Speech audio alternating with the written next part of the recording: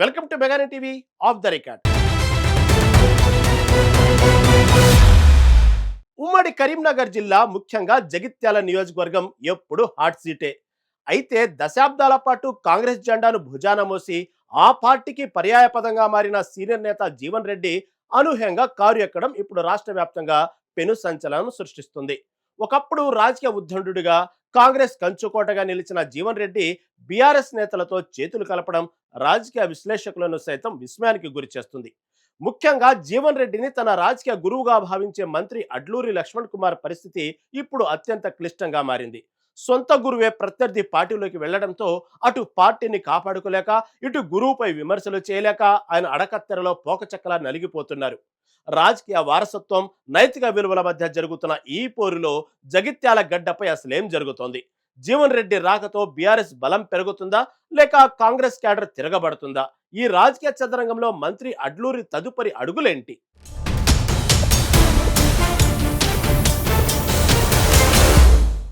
జీవన్ రెడ్డి కాంగ్రెస్ పార్టీకి షాక్ ఇచ్చి కారెక్కారు. చేతి గుర్తుతో దశాబ్దాల అనుబంధం ఉన్న ఆయన ఒక్కసారిగా గులాబీ గూటికి చేరడం కార్యకర్తలను విస్మయానికి గురిచేసింది. పునాది గట్టిగా ఉంటేనే కదా మేడ నిలబడేది. కానీ ఇక్కడ పునాది లాంటి నేతలే పక్కదారి పెట్టారు. పార్టీలో ఉంటూనే వ్యూహాలు మార్చటం చర్చనీయాంశమైంది. అధికారం ఉన్నప్పుడు ఒకలా, లేనప్పుడు ఒకలా వ్యవహరించటం రాజకీయాల్లో పరిపాటిగా మారింది. అడవిలో చెట్లు ఎన్ని ఉన్నా గంధపు చెక్క విలువే వేరన్నట్లు ఆయన ప్రాధాన్యత కోసం పార్టీ మారారు.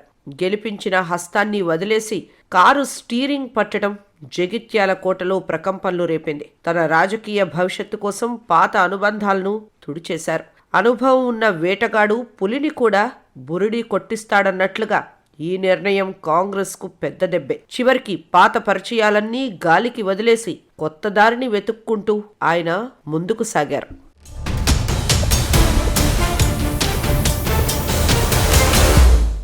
తన రాజకీయ గురువుగా భావించే జీవన్ రెడ్డి నిర్ణయంతో మంత్రి అడ్లూరి పరిస్థితి అడకత్తెరలో పోకచెక్కలా మారింది. ఒకవైపు పార్టీ సిద్ధాంతాలు, మరోవైపు గురువు పట్ల ఉన్న గౌరవం మధ్య ఆయన నలిగిపోతున్నారు. కంచే చేను వేసినట్లుగా తన వాళ్లే పార్టీని వీడితే ఎవరికి చెప్పుకోవాలో తెలియని స్థితిలో ఉన్నారు. గురువు అడుగు జాడల్లో నడవాలని అనుకున్నా ఆ అడుగులు ఇప్పుడు ప్రత్యర్థి పార్టీ వైపు పడ్డాయి. ఈ పరిణామాలను అడ్లూరి అసలు జీర్ణించుకోలేకపోతున్నారు. నోరు తెరిస్తే గురువుపై విమర్శలు చెయ్యాలి, లేదంటే పార్టీ ముందు మౌనంగా ఉండిపోవాలి. ఇల్లు కాలినప్పుడు బావి తవ్వినట్లుగా ఇప్పుడు కొత్త వ్యూహాలు రచించటం ఆయనకు కష్టంగా మారింది. నీళ్లలో ఉంటూ ముసలితో పోరాటం చేయటం ఎంత కష్టమో గురువును ఎదిరించటం కూడా అంతే కష్టం. ఎటు చూసినా గండమే అన్నట్లుగా మంత్రి పదవిలో ఉండి ఈ సంక్షోభాన్ని ఎదుర్కోవటం సవాల్గా మారింది. గురువు చెప్పిన పాఠాలే ఇప్పుడు ఆయనపై అస్త్రాలుగా ప్రయోగించాల్సిన పరిస్థితి వచ్చింది. రాజకీయాల్లో శాశ్వత మిత్రులు, శాశ్వత శత్రువులు ఉండరన్న మాట ఇక్కడ అక్షరాల నిజమైంది.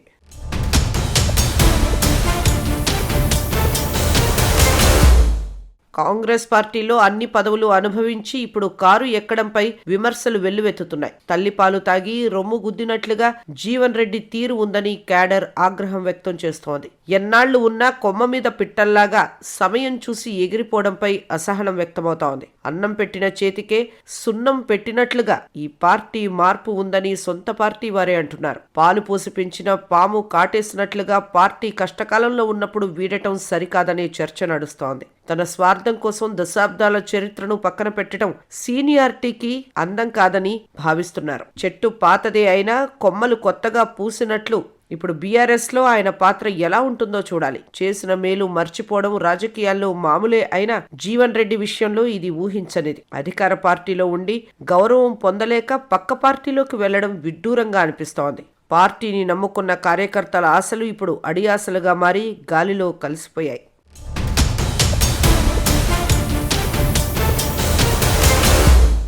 నాయకుడిని నమ్మి ఇన్నాళ్లు వెంట నడిచిన కార్యకర్తలు ఇప్పుడు దిక్కుతోచని స్థితిలో పడిపోయారు. ఏ నాయకుడిని చూసి ఓటేశామో వారే పార్టీ మారితే ప్రజలకు ఏం సమాధానాలు చెప్పాలో తెలియడం లేదు. ముందు నుయ్యి వెనక గొయ్యి అన్నట్లుగా ఇప్పుడు ఏ పార్టీ జెండా మోయాలో అర్థం కావడం లేదు. వేసిన అడుగు వెనక్కి పడదని అనుకుంటే ఏకంగా దారే మారిపోవడం అందరినీ కలవరపెడుతోంది. పాత కక్షలు మరిచి శత్రువులతో చేతులు కలపడం కార్యకర్తలకు అస్సలు రుచించడం లేదని తెలుస్తోంది. ఈ మార్పు జగిత్యాల్లో రాజకీయ గందరగోళానికి దారితీసింది. పిల్లికి చెలగాటం, ఎలుకకు ప్రాణ సంకటం అన్నట్లుగా నాయకుల మార్పు క్యాడర్కు ఇబ్బందిగా మారింది. ఎంతో నమ్మకంతో గెలిపించుకున్న నాయకుడు ప్లేట్ ఫిరాయించడం నైతికంగా సరికాదని వారు భావిస్తున్నారు. పార్టీ మారుతున్న నేతలు తమ ప్రయోజనాలే చూసుకుంటున్నారు కానీ కార్యకర్తల గురించి ఆలోచించారనే గుసగుసలు వినిపిస్తున్నాయి.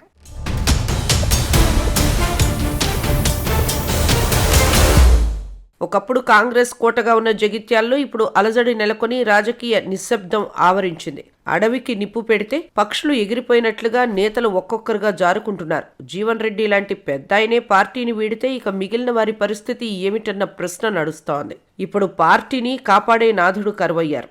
నీటి బుడగలాంటి రాజకీయాల్లో ఎప్పుడు ఎవరు ఎటువైపు ఉంటారో చెప్పడం కష్టం. అవకాశాల కోసం ఎదురు చూడటం ఇప్పుడు అందరికీ అలవాటుగా మారింది. జగిత్యాల కోటలో వీటలు వారటం ఇప్పుడు విపక్షాలకు వరంగా మారిందని విశ్లేషకులు అంటున్నారు. పిడుగు పడే ముందు ఆకాశం ఉరిమినట్లుగా ఈ మార్పు రాబోయే ఎన్నికలపై ప్రభావం చూపుతుంది. అంతా అయిపోయిన తర్వాత ఆకులు పట్టుకోవడం కంటే ముందు జాగ్రత్త పడాలని కొందరు అంటున్నారు.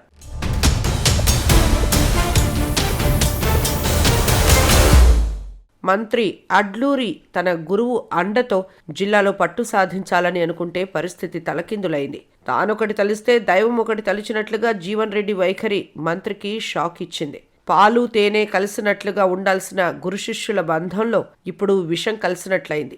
జీవన్ రెడ్డి పార్టీని మోసం చేశారని అడ్లూరి తీవ్రంగా మండిపడుతున్నారు. ఉన్న ఊరు వెళ్లినా దారి తెలియని చందంగా గురువును ఎలా ఎదుర్కోవాలో ఆయనకు అర్థం కావడం లేదు. అగ్నికి ఆయువు తోడైనట్లుగా గురువు మీద ఆగ్రహం ఇప్పుడు జిల్లా రాజకీయాల్లో మంటలు రేపుతోంది. నమ్మించి గొంతు కోయడం రాజకీయాల్లో గొప్ప కాదని ఆయన బహిరంగంగానే విమర్శిస్తున్నారు. చేతులు కాలిన తర్వాత ఆకులు పట్టుకోవడం కంటే పార్టీని బలోపేతం చేయాలని ఆయన చూస్తున్నారు. గురువుకు శిష్యుడు బుద్ధి చెప్పే రోజులు వచ్చాయంటూ రాజకీయ వర్గాల్లో గుసగుసలు వినిపిస్తున్నాయి. చివరికి ఈ పోరు ఎటు దారి తీస్తుందో జగిత్యాల ప్రజలు ఆసక్తిగా గమనిస్తున్నారు.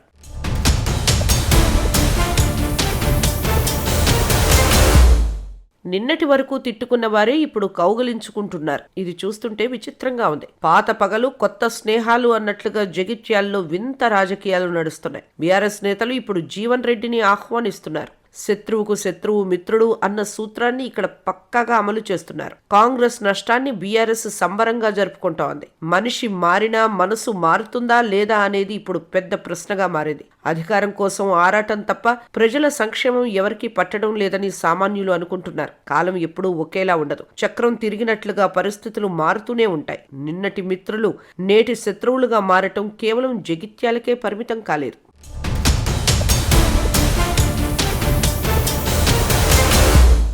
కాంగ్రెస్ హైకమాండ్ కూడా జీవన్ రెడ్డిని సరైన సమయంలో ఆదుకోలేదని టాక్ నడుస్తోంది.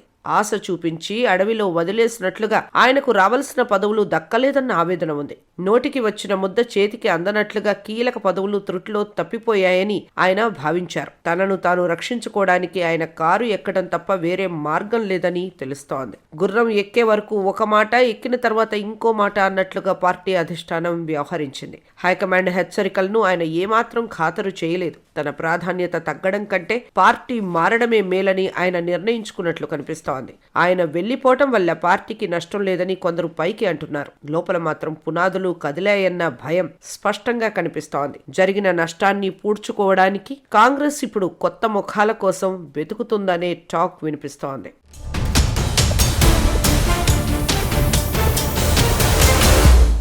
జగిత్యాల రాజకీయాల్లో జీవన్ రెడ్డి తీసుకున్న ఈ నిర్ణయం ఒక సంచలనం మాత్రమే కాదు, విలువలపై జరుగుతున్న పెద్ద చర్చకు నాంది పలికింది. ఇన్నాళ్లు అండగా ఉన్న గురువే ఇప్పుడు ప్రత్యర్థిగా మారటం అడ్లూరికి పెద్ద పరీక్షగా మారింది. ఏది ఏమైనా చెప్పేవాడికి వినేవాడు లోకువా అన్నట్లుగా నాయకులు ఎన్ని కారణాలు చెప్పినా అంతిమంగా ప్రజలే అసలైన తీర్పు ఇవ్వనున్నారు. ఈ రాజకీయ ముక్కోణపు ఆటలో ఎవరి ఎత్తుగడలు ఫలించి ఏ గూడు నిలుస్తుందో చూడాలి. జగిత్యాల కోటలో కారు జోరు సాగుతుందా లేక హస్తం తన పట్టును నిరూపించుకుంటుందా అన్నది రాబోయే రోజుల్లో తేలనుంది. ఇప్పుడే మొదలైన ఈ అలజడి ముందు ముందు ఇంకెన్ని మలుపులు తిరుగుతుందో వేచి చూడాల్సిందే.